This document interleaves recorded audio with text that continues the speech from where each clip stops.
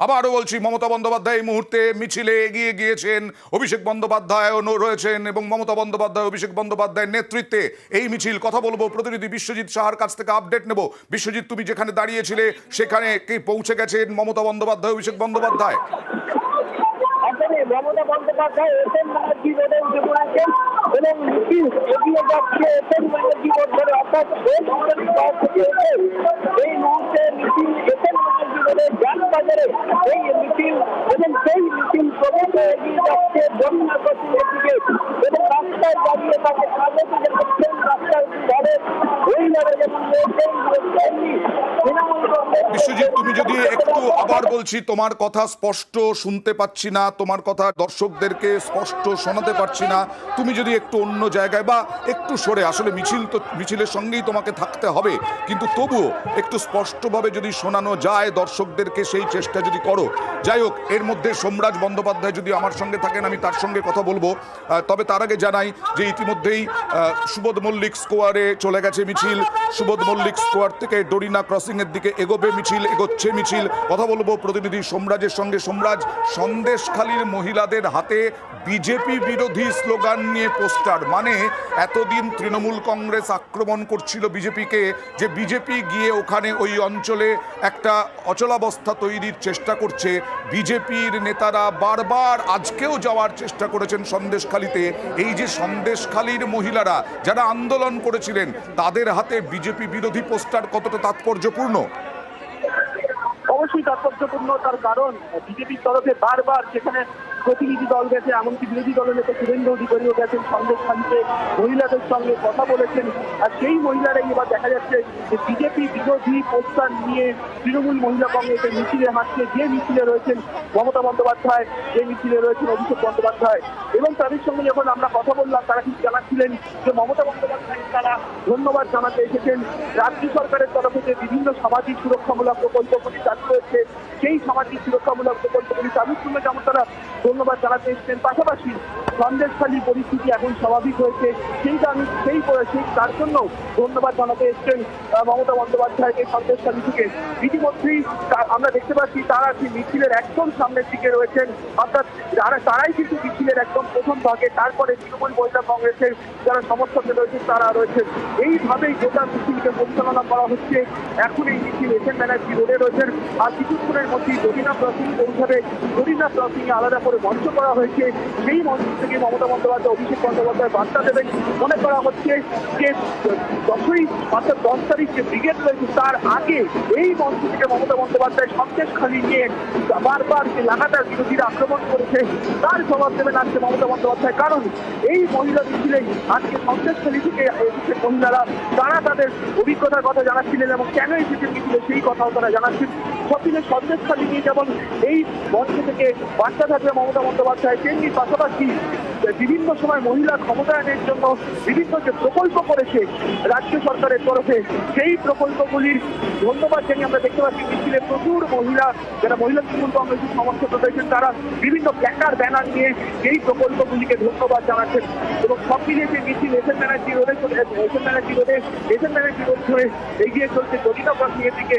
আর কিছুক্ষণের মধ্যে এই মিছিল ডরিনা ক্রসিং পৌঁছাবে এবং তারপরেই যে মঞ্চ তৈরি করা হয়েছে ডরিনা ক্রসিং এ, সেখানে বক্তব্য রাখবেন অভিষেক বন্দ্যোপাধ্যায় ও মমতা বন্দ্যোপাধ্যায়। একদম তোমার কাছে আসবো পরবর্তী সময়ে। তবে এই মিছিলে একেবারে প্রচুর বহু তৃণমূল কর্মী সমর্থক তারা যোগ দিয়েছেন মমতা বন্দ্যোপাধ্যায়ের নেতৃত্বে, এবং অভিষেক বন্দ্যোপাধ্যায়ও মিছিলে রয়েছেন, এবং অভিষেক বন্দ্যোপাধ্যায় মমতা বন্দ্যোপাধ্যায় দুজনেই ডরিনা ক্রসিংয়ের দিকে এগোচ্ছেন। বহু মানুষ চারিদিকে, এই যে জনসংযোগ, একটা জনসংযোগের চেষ্টা, জনসংযোগ করে নেওয়া ভোটের আগে, এটা তৃণমূল কংগ্রেসের একটা কৌশল।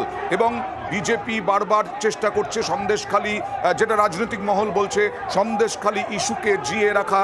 যে শেখ শাহজাহান ইতিমধ্যেই গ্রেফতার, সিবিআই ইতিমধ্যেই নিয়েছে, তাকে জেরা চলছে। আর সেই সময়ও সন্দেশখালীতে যাওয়ার চেষ্টা, রাজনৈতিক মহলের মতে সন্দেশখালীকে জিয়ে রাখার চেষ্টা বিজেপির ইস্যুকে, এবং লোকসভা ভোটের আগে সেই ইস্যু যাতে হাতছাড়া না হয়ে যায়। কিন্তু এখানেই সন্দেশখালীর মহিলারা চলে এসেছেন অনেকাংশে, যারা বিজেপিতে যোগ দিয়েছেন। সেই সন্দেশখালীর মহিলারা কি বললেন বিজেপি মিছিলে যোগ দেওয়ার পরে আমরা দেখাবো।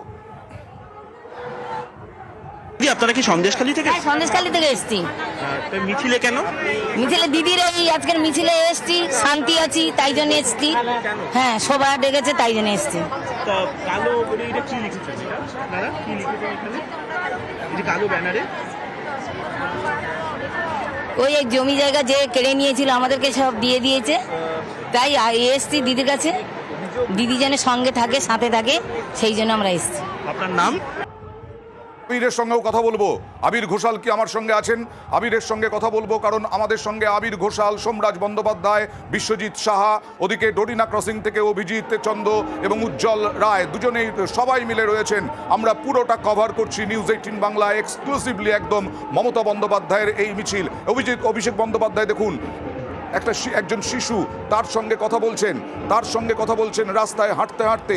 এটাই হচ্ছে জনসংযোগ, যেটা বলছিলাম, সেই জনসংযোগ সেরে নিচ্ছেন। এবং অভিষেক বন্দ্যোপাধ্যায়ও বিভিন্ন বাড়ির ছাদে, বিভিন্ন বাড়ির ব্যালকনিতে প্রচুর লোক দাঁড়িয়ে রয়েছেন, প্রচুর মানুষ, সাধারণ মানুষ দাঁড়িয়ে রয়েছেন, অফিস কর্মীরা দাঁড়িয়ে রয়েছেন। তারা মোবাইল হাতে, কিছুক্ষণ আগে দেখাচ্ছিলাম, মোবাইল হাতে এই কর্মসূচি ধরে রাখার চেষ্টা করছেন রাজপথে মমতা বন্দ্যোপাধ্যায়। কথা বলবো আবিরের সঙ্গে।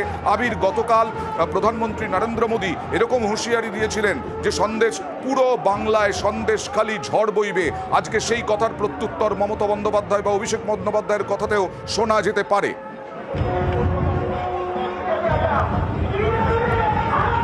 অবশ্যই তাই। শুধুমাত্র সন্দেশখালীর প্রসঙ্গে নয়, সন্দেশখালীর প্রসঙ্গকে পাল্টা দিতে গিয়ে তৃণমূল কংগ্রেসের তরফ থেকে বারবার গুজরাটের ঘটনা, মধ্যপ্রদেশের ঘটনা, উত্তরপ্রদেশের ঘটনা, সেগুলোকেও বারবার ধরে হাতিয়ার করা হয়েছে। এবং তৃণমূল কংগ্রেস প্রেক্ষাপটে সব থেকে বড় যেটা ইস্যু করেছে সেটা হচ্ছে মণিপুরের মতো ঘটনাকে। ফলে অবশ্যই সেই বক্তব্যের কথা দিন মমতা বন্দ্যোপাধ্যায়ের গলাতে শুনতে পাওয়া যেতেই পারে। এই মুহূর্তে নিউ মার্কেট মিছিল চলে এসছে এবং ধর্মতলা চত্বরের কাছাকাছি রাস্তার দুধারে অবশ্য ভিড় যথেষ্টই লক্ষ্য করতে পারা যাচ্ছে। তো আমরা যেটা শুরু থেকে যেটা বলছিলাম যে মহিলা ভোট আমাদের রাজ্যে অবশ্যই একটা ফ্যাক্টর রয়েছে, যেটা 2021 সালে তৃণমূল কংগ্রেসের ভালো ফল করার পেছনে অন্যতম কারণও হয়েছিল একদম। এবং শহর কলকাতার মধ্যে এই মিছিল করা হলেও আসলে দলের কর্মী সমর্থকদের পাশাপাশি যে জায়গা বাছাই করা হচ্ছে সেখানের মধ্যে দিয়ে গোটা রাজ্যের কাছে প্রচারের যে ইস্যু বা ঝড় মমতা বন্দ্যোপাধ্যায় আজকে তিনি তৈরি করে দিতে চলেছেন। ফলে লোকসভা নির্বাচনের দিনক্ষণ ঘোষণা হওয়াটাই এই মুহূর্তে বাকি রয়েছে। বাকি একটা ভোট আসলে যে ধরনের আবহ লক্ষ্য করতে পারা যায় তার সবটাই মজুদ রয়েছে আজকের এই মিছিলকে ঘিরে। এবং যেভাবে বিভিন্ন মোড়ে মোড়ে মমতা বন্দ্যোপাধ্যায় বা অভিষেক বন্দ্যোপাধ্যায় দাঁড়িয়েছেন, কথা বলেছেন এবং তাদের সাথেও কথা বলার জন্য বা তাদেরকে দেখার জন্য যে ভিড় বা রাস্তার দুধারে মানুষ অপেক্ষা করেছেন, সেটাকেই তৃণমূল কংগ্রেস তাদের এই জনসংযোগ মিছিলের ক্ষেত্রে হাতিয়ার করে নিয়েছে। একেবারে আবির, শুধু মিছিল তো নয়, এই মিছিল থেকে আরো একটা বলা যায় রাজনৈতিক ফায়দা। মমতা বন্দ্যোপাধ্যায়ের নেতৃত্বে এই মিছিল থেকে আরো একটা রাজনৈতিক লাভ হতেই পারে, রাজনৈতিক মহল বলছে। কারণ মতুয়া সম্বলিত জেলা, মতুয়া অধ্যুষিত জেলা নদিয়া, সেই নদিয়ার রানাঘাট দক্ষিণের বিধায়ক, বিজেপি বিধায়ক মুকুটমণি অধিকারী, তিনি তৃণমূলে যোগ দিয়েছেন।